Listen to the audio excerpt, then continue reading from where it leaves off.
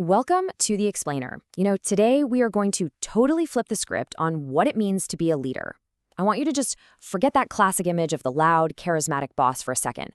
We're going to dive into the actual evidence-based superpowers that introverts bring to the table.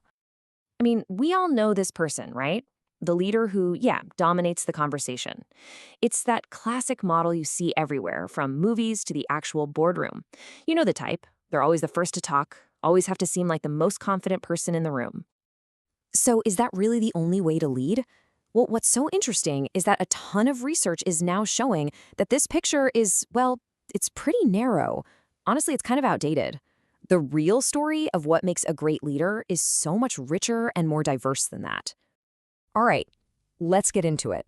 First things first, if we're going to understand the real power of introverted leaders, we have to start by taking apart this old myth, the extrovert ideal that's been the default for way too long. So on one hand, you got that stereotype, right? The leader who has to speak first has to fill every bit of silence. But then on the other hand, you see what's actually going on with introverted leaders.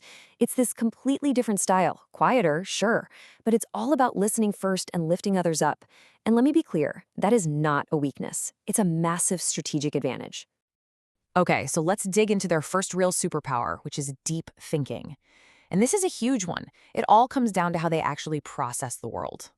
So instead of just making a gut call or a snap judgment, introverts are, they're just wired differently. They're wired to hit pause and really process. This gives them the space to weigh the risks, think about the long-term effects, and see connections that other people who are just racing to the finish line completely miss. And get this, there's actual brain science to back this up. It's not just some personality trait, it's literally biological. Researchers have found more activity in the prefrontal cortex, which is basically the brain's headquarters for deep thought and planning. It's like having a built-in engine for being strategic and careful. So how do you actually use this?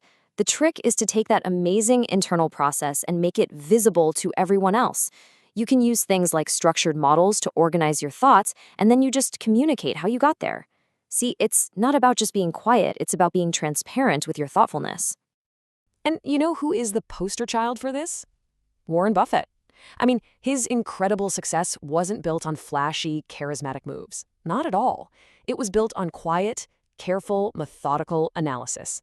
That's a classic introvert approach, and it's what lets him spot incredible opportunities that everyone else just walks right past.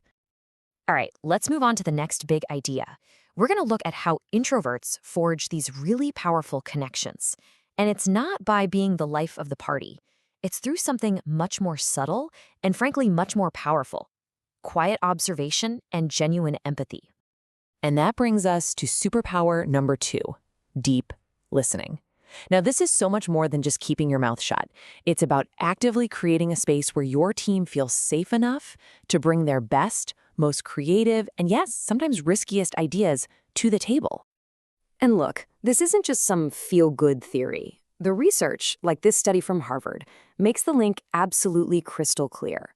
Real trust doesn't come from a leader who pretends to have all the answers. It comes from a leader who actually listens to their team. Okay, so check out these 3 super simple but crazy effective techniques. You know that little pause before you answer someone in a meeting? That sends a huge signal that you're actually thinking about what they said. And following up in writing, that creates proof that you heard them, and that is just huge for morale. And for a real-world example, just look at Satya Nadella at Microsoft. He pulled off one of the biggest corporate transformations ever, shifting Microsoft from this cutthroat, know-it-all culture to a learn-it-all one. And what was the engine behind that massive change? His quiet, listening-first leadership style. You see, that deep listening skill is tied directly to another major strength: empathy.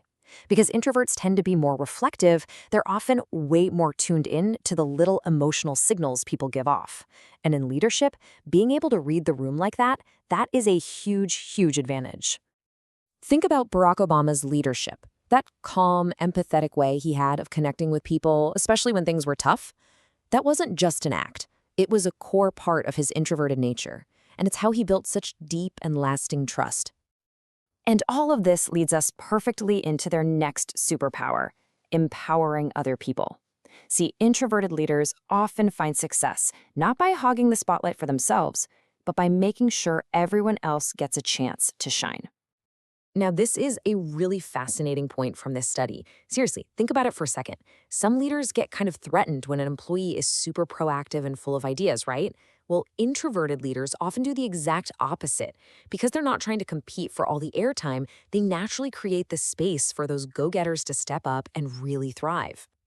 So, what this tells us is that empowerment isn't just some vague idea or a mindset, it's something you have to actively build into how you work.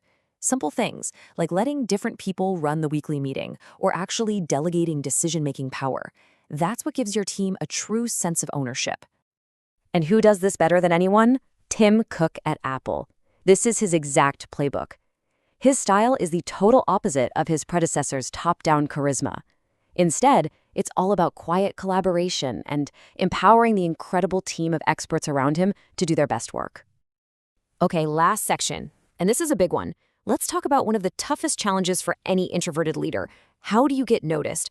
How do you advocate for yourself and your team without feeling like you have to put on a fake, extroverted persona? And man, this is such a critical question because it's a real problem. The research is pretty clear that introverts are just less likely to toot their own horn, and that can definitely hold you back in your career. But the answer is not to try and become someone you're not. So the solution isn't about learning to brag. It's about learning authentic advocacy. Instead of making it all about me, you make it about the team. You share the team's wins and just naturally highlight the part you played in making it happen. You let your incredible work and your calm in a crisis speak for itself. You really don't have to be the loudest voice in the room to be the most powerful one. So, as we wrap this up, I hope the big takeaway is this. Great leadership is not about trying to fit into some one-size-fits-all box. It's about finding what your natural strengths are and learning how to use them. So, I'll leave you with a question to think about. What's your quietest strength, the one you probably overlook, and how are you going to use it this week?